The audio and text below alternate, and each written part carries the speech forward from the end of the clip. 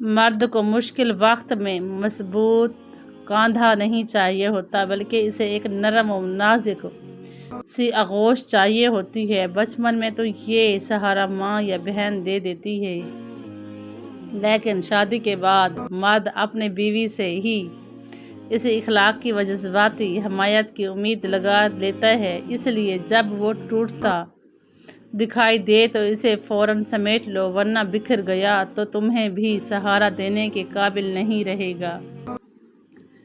مرد ہر دفعہ عورت سے ایک نئی ادا مانگتا ہے اور اپنے لیے صرف ایک ہی انداز حیوانیت کافی سمجھتا ہے۔ وہ عورت کے ہمیشہ ہنسنے سے بھی تھک جاتا ہے اور رونے سے بھی اکتا جاتا ہے۔ مرد ہر کیفیت عارضی چاہتا ہے۔ عورت میں کشش تب رہتی ہے جب تک وہ اقرار کے بندھن میں نہیں بندھتی، اور مرد تب تک بے قرار رہتا ہے جب تک اسے قرار نہیں کہلوا لیتا۔ اقرار کے بعد عورت محبت میں گرفتار اور مرد محبت سے آزاد ہو جاتا ہے۔ عورت میں کشش تب تک رہتی ہے جب تک وہ اقرار کے بندھن میں نہیں بندھتی۔ اپنی بیوی کو تحفہ دیا کریں، اس طرح بیوی کے دل میں خاوند کے لیے محبت بڑھتی ہے۔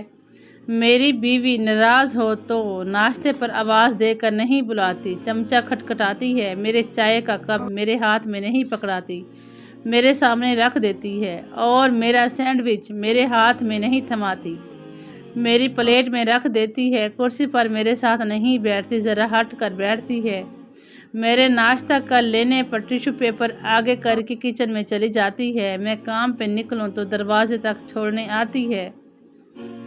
وہ ناراضگی میں بولنا چھوڑتی ہے، محبت کرنا نہیں چھوڑتی۔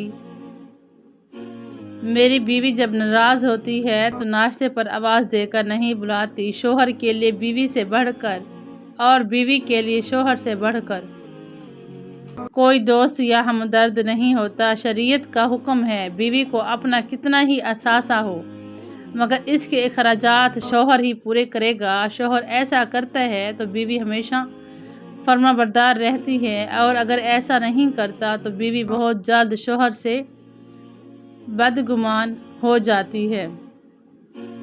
یہ شریعت کا حکم ہے کہ بیوی کا اپنا اثاثہ کتنا ہی کیوں نہ ہو مگر اس کے اخراجات اس کا شوہر ہی پورا کرے گا۔ شوہر ایسا کرتا ہے تو بیوی ہمیشہ فرمانبردار رہتی ہے۔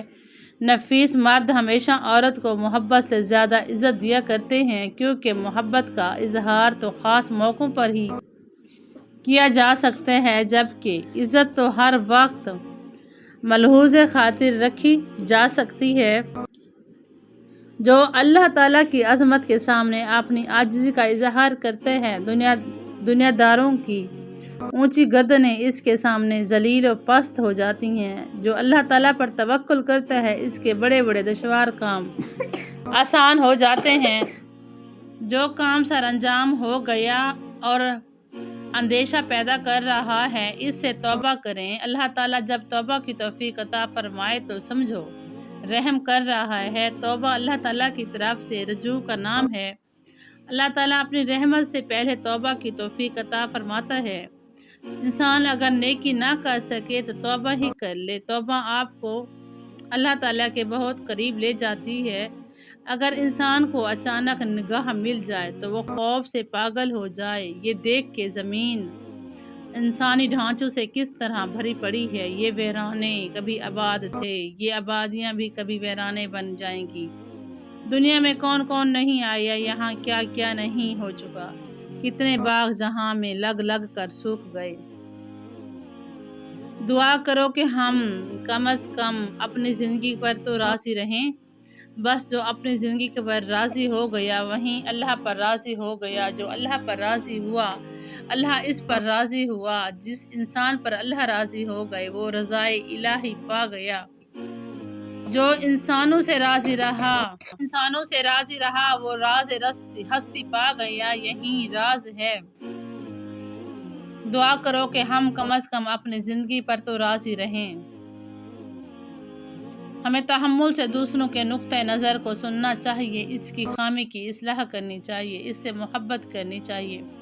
کوئی شخص بیمار ہو جائے تو اس سے نفرت نہیں کرنا چاہیے۔ اس طرح کسی کا عقیدہ بیمار ہو جائے تو اسے زیادہ توجہ اور رحم کی ضرورت ہوتی ہے۔ ہمیں تحمل سے دوسروں کے نقطۂ نظر کو سننا چاہیے۔